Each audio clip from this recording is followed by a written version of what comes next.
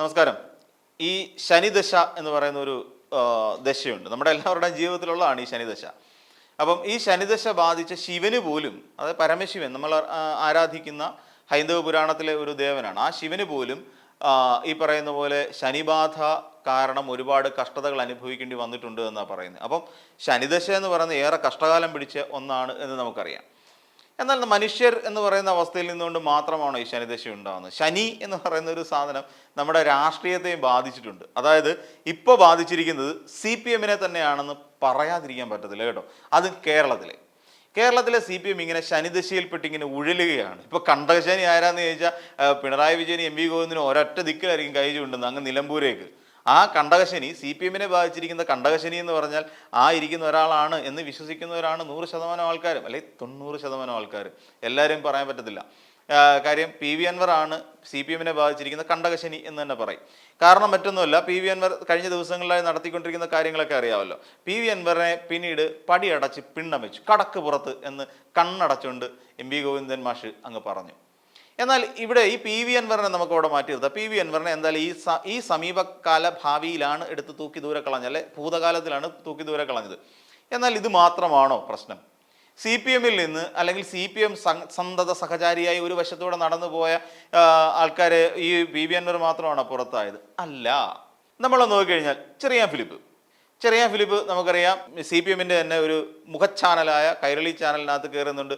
Cherian Philip പ്രതികരിക്കുന്നു. സകലമായ വിഷയത്തോടും കയറി പ്രതികരിച്ചുകൊണ്ടിരുന്ന ഒരാളാണ് ചെറിയാൻ ഫിലിപ്പ്. കഴിഞ്ഞ തെരഞ്ഞെടുപ്പിന് ശേഷം ചെറിയാൻ ഫിലിപ്പ് സുലാൻ പറഞ്ഞു ഇതാ കിടക്കുന്നത് കോൺഗ്രസ് പാർട്ടിയിലേക്ക് പോയി അംഗത്വം എടുത്തു. അവിടെ അങ്ങ് കാര്യം അദ്ദേഹത്തിൻ്റെ പഴയ ലാവണം അതാണ്. അദ്ദേഹത്തിൻ്റെ പഴയ കൊട്ടാരം എന്ന് പറഞ്ഞാൽ KPCC ആണ്. അപ്പോൾ KPCC ആസ്ഥാനത്ത് പോയി സാഷ്ടാംഗം പ്രണമിച്ചുകൊണ്ട് അദ്ദേഹം പാർട്ടി വിട്ടു.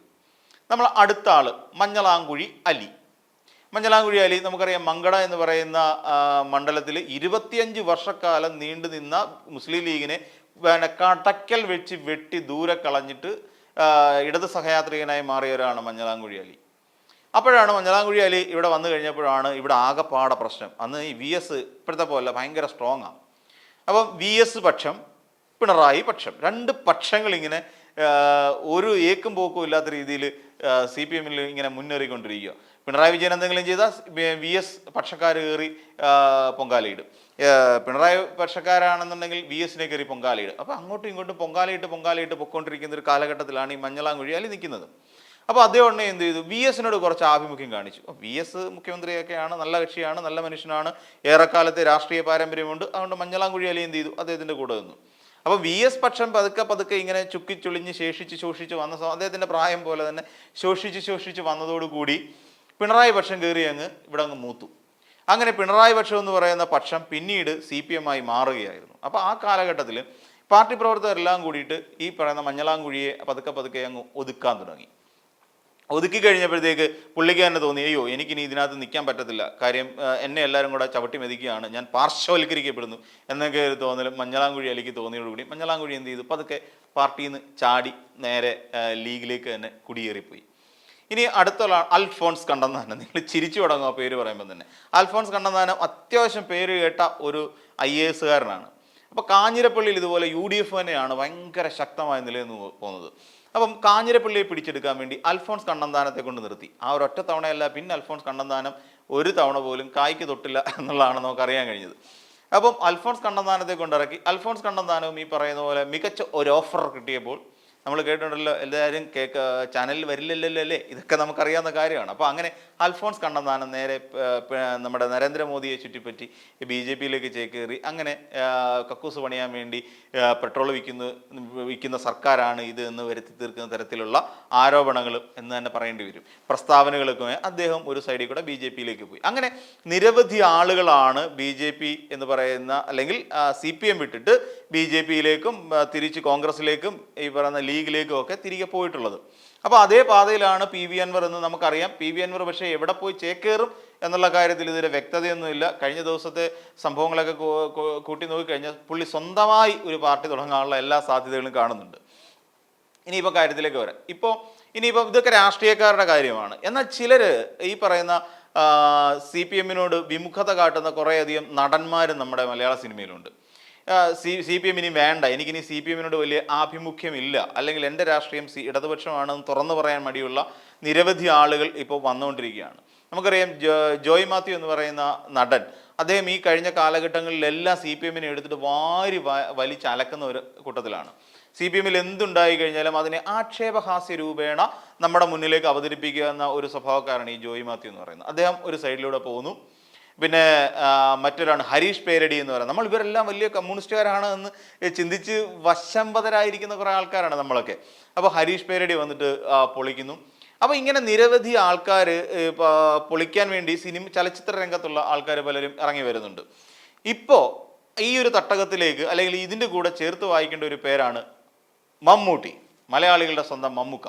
മമ്മൂട്ടിയും CPM പരിപാടിയെല്ലാം അവസാനിപ്പിക്കാൻ പോവുകയാണ്. ഇങ്ങനൊരു വാർത്ത വരുന്നുണ്ട്. മമ്മൂട്ടിക്ക് കാര്യം വേറൊന്നുമല്ല, മമ്മൂട്ടിയെ ഇത്രയും കാലം കൊണ്ടു നടന്നിട്ടും CPM മമ്മൂട്ടിക്ക് എന്ത് ചെയ്തു കൊടുത്തു? ദേശീയ പുരസ്കാരങ്ങൾ കിട്ടിയിട്ടില്ല. ഈ ഒരു പാർട്ടിയിലായതുകൊണ്ട് തന്നെ നരേന്ദ്രമോദി പറഞ്ഞ് ഊരെ നിന്നാൽ മതി എന്നാണ് പറഞ്ഞിരിക്കുന്നത്. ഇങ്ങോട്ട് കൊണ്ടുവരണ്ട. മമ്മൂട്ടി എത്ര ചിത്രങ്ങൾ ചെയ്തു അല്ലെ, എത്ര സിനിമകൾ, മികച്ച വേഷങ്ങൾ ചെയ്തു. ഈ കാലഘട്ടത്തിൽ ഈ മമ്മൂട്ടി കമ്മ്യൂണിസ്റ്റ് പാർട്ടി അല്ലെ CPM-കാരാണെന്ന് പറയുന്ന ആ സാഹചര്യത്തിലല്ല. എന്നിട്ട് എന്തായി? ദേശീയ അവാർഡിന് പരിഗണിക്കും, വെട്ടുന്നു, ഏതെങ്കിലും ഒരു സിനിമയിലെ ഏതെങ്കിലും ഒരു നടനെടുത്ത് ദേശീയ പുരസ്കാരം കൊടുക്കുന്നു.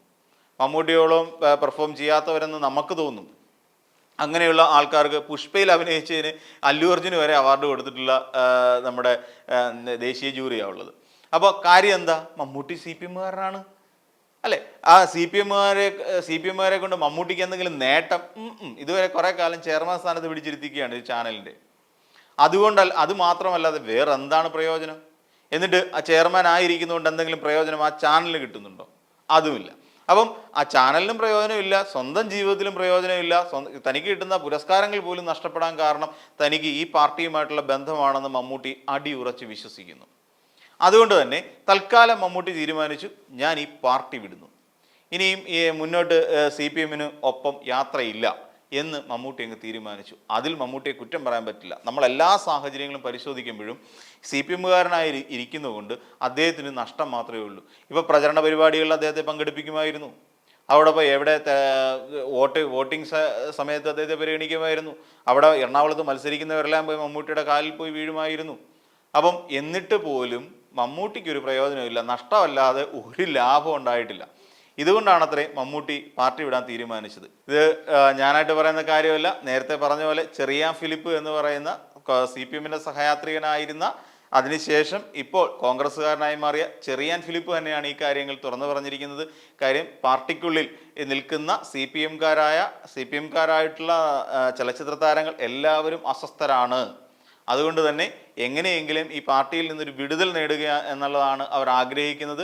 അതുകൊണ്ട് മമ്മൂട്ടി തന്നെയാണ് ആദ്യം ഇത്തരത്തിലൊരു താല്പര്യം മുന്നോട്ട് വെച്ചത് എന്നാണ് അത്രേ ചെറിയാൻ ഫിലിപ്പ് നമ്മളോട് പറഞ്ഞിട്ടുള്ളത്. ഈ വീഡിയോ നിങ്ങൾക്ക് ഇഷ്ടമായാൽ ലൈക്ക് ചെയ്യുക. കൂടുതൽ വീഡിയോകൾക്കായി യോഗനാഥം ന്യൂസ് ചാനൽ സബ്സ്ക്രൈബ് ചെയ്യുക.